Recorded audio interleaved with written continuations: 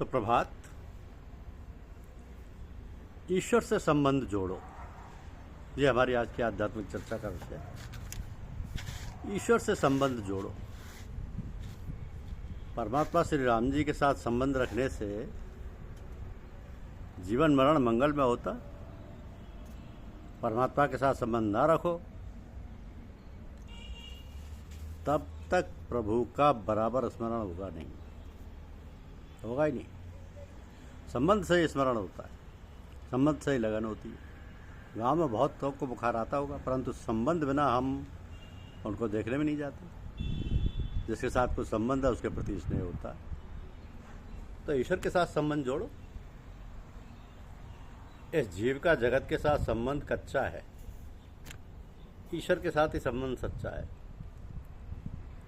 ये जीव है तो ईश्वर का, फिर भी अज्ञान से ये जगत का बन गया है। फिर भी अज्ञानता से जगत का बन गया। कितने ऐसा समझते हैं कि मैं पति हूँ, मैं पिता हूँ, मैं पुत्र हूँ। पिता पुत्र अथवा पति पत्नी का संबंध व्यवहार दृष्टि से भले ही तत्व जैसा भाषे, परंतु सत्य दृष्टि से विचार करने पर ना कोई पिता है, ना कोई पुत्र है, ना कोई पति है, ना कोई पत्नी है। जीव ईश्वर का अंश है, ईश्वर के साथ ही उसका सच्चा संबंध है। ईश्वर को भूलकर जीव माया से जगत के साथ संबंध जोड़ता है, परिणाम में दुखी होता है। तो परमात्मा के अनेक स्वरूपों में से किसी एक स्वरूप को इष्टदेव मानो। परमात्मा का कोई भी एक स्वरूप इष्टदेव निश्चित करो। पति एक ही होता है, उसी प्रकार इष्टदेव एक ही रखो और उनके साथ संबंध जोड़कर सेवा स्मरण में तन्मय बनो। सब देवों को वंदन करो, परंतु ध्यान और स्मरण इष्टदेव का करो। एक इष्टदेव में परिपूर्ण भाव रखो और दूसरे देवों को स्वयं के इष्टदेव का अंशरूप मानकर वंदन करो। पत्नी अनन्य भाव पति में रखती है और दूसरे संबंधियों से सामान्य प्रेम रखती है। तो इस संसार में लोगों की रुचि अलग अलग होती है। प्रत्येक नदी का मार्ग अलग अलग होता है, परंतु सब नदियों का लक्ष्य स्थान तो एक ही होता है, समुद्र। इस प्रमाण में रुचि अनुसार भिन्न शास्त्रों को मानने वालों के इष्टदेव भिन्न होते हैं। फिर भी सबका लक्ष्य स्थल एक ही है, परमात्मा एक ही है। दीपक के पास जिस रंग का कांच ढक दो उसी रंग का प्रकाश दिखेगा। उसी प्रकार परमात्मा श्री राम, श्री कृष्ण, शिव जी, गणेश जी इत्यादि अनेक स्वरूप धारण करते। इसलिए तो महर्षि व्यास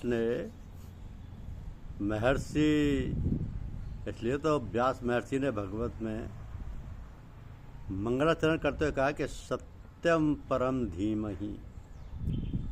व्यास जी ने किसी का विशिष्ट रीति से नाम देकर उसका ही ध्यान करने को कहा नहीं, परंतु सत्य स्वरूप परमात्मा का ध्यान करने को कहा।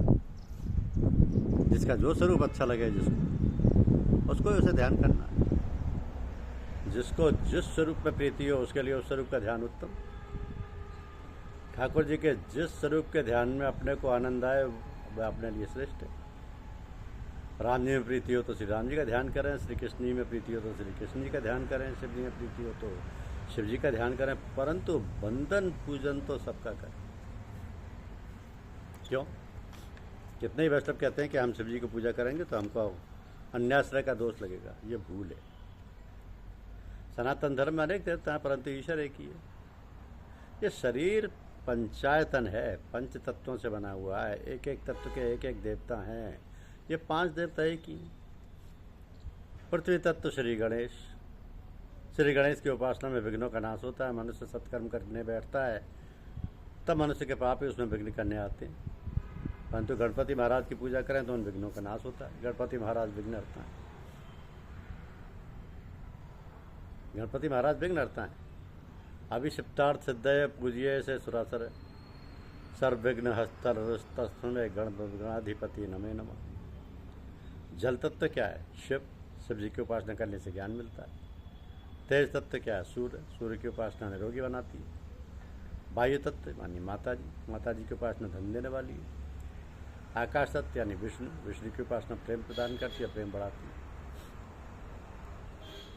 तो 5 देवता एक ही हैं, उनमें भेद बुद्धि नहीं रखनी चाहिए।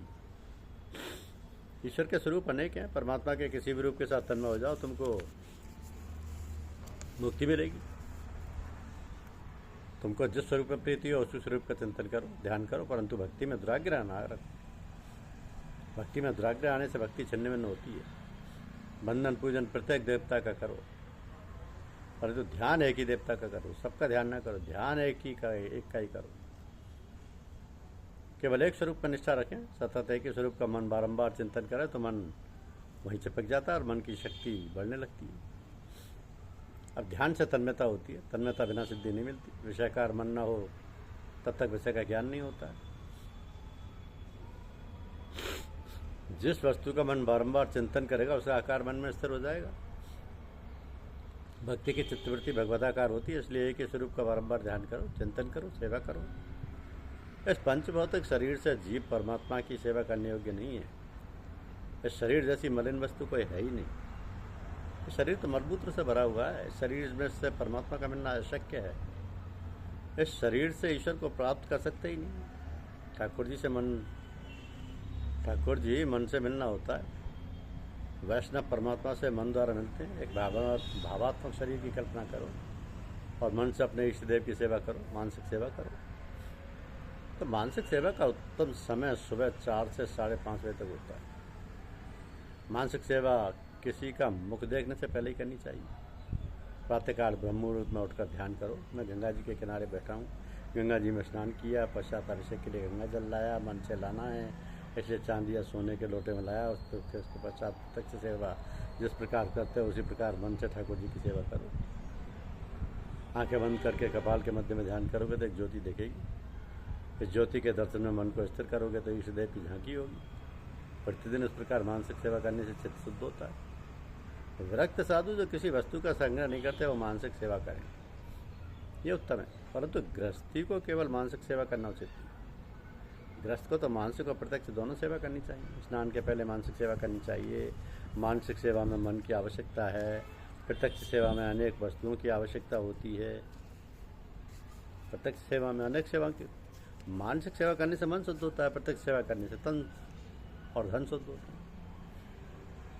तो परमात्मा के साथ कोई संबंध रखने से ही जीवन सुधरता है। परमात्मा को पिता मानो, तुम बालक बनो, तुम्हारे घर में जो कुछ आमदनी हो उसे ठाकुर जी को अर्पण करो, भगवान से कहो तुम्हारी कृपा से मुझे मिला है।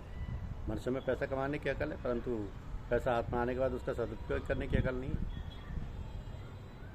तो परमात्मा को पिता मानो, तुम ज्ञानी बालक जैसे बनो, अथवा ईश्वर को स्वामी मानो, तुम सेवक बनो। भगवान तो अति उपाय है। वृंदावन के एक संत की कथा है, वो श्री कृष्ण जी की आराधना करते थे। उन्होंने संसार को भूलने की एक युक्ति की, मन को सतत श्री कृष्ण का स्मरण रहे, इसके लिए महात्मा ने प्रभु के साथ ऐसा संबंध जोड़ा कि मैं नंद हूँ, बाल कृष्ण लाल मेरे बालक है।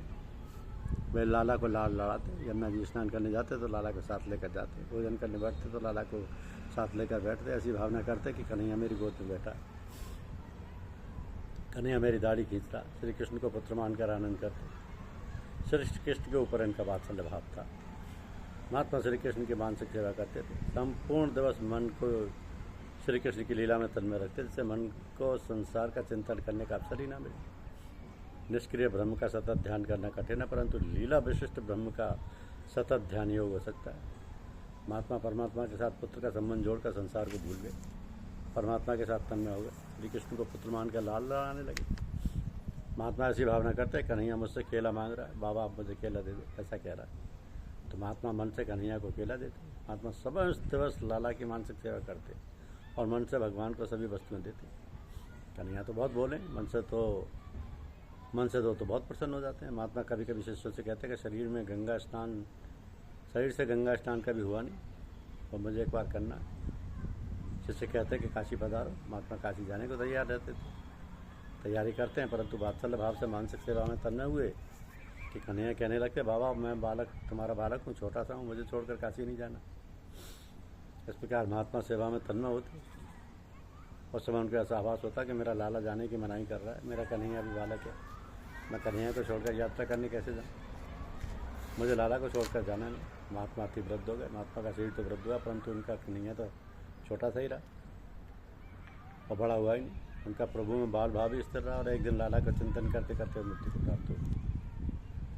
तो शिष्य कीर्तन करते करते महात्मा को शमशान ले गए। अगली संस्कार की तैयारी हुई, इतने में ही एक 7 वर्ष का सुंदर बालक कंधे पर गंगा जल का घड़ा लेकर वहाँ आए।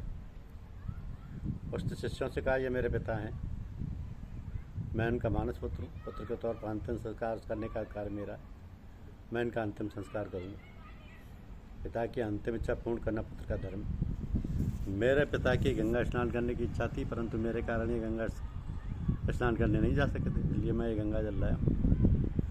तो जिस प्रकार पिता की सेवा करता है पुत्र, इस प्रकार बालक ने महात्मा के शव को गंगा जल का स्नान कराया, संत के माथे पर तिलक किया, पुष्प की माला पहनाई, अंतिम बंधन करके अग्नि संस्कार किया। सब देखते ही रहे। अनेक साधु महात्मा थे, परंतु किसी को बोलने की हिम्मत नहीं। अग्नि संस्कार करके बालक एकदम अंतर्ध्यान हो गया। उसके बाद लोगों को ख्याल आया कि महात्मा के तो पुत्र था ही। बाल कृष्ण लाल ही तो महात्मा के पुत्र के रूप में आए थे। महात्मा की भावना थी कि श्री कृष्ण मेरा पुत्र है। परमात्मा ने उनकी भावना पूरी की।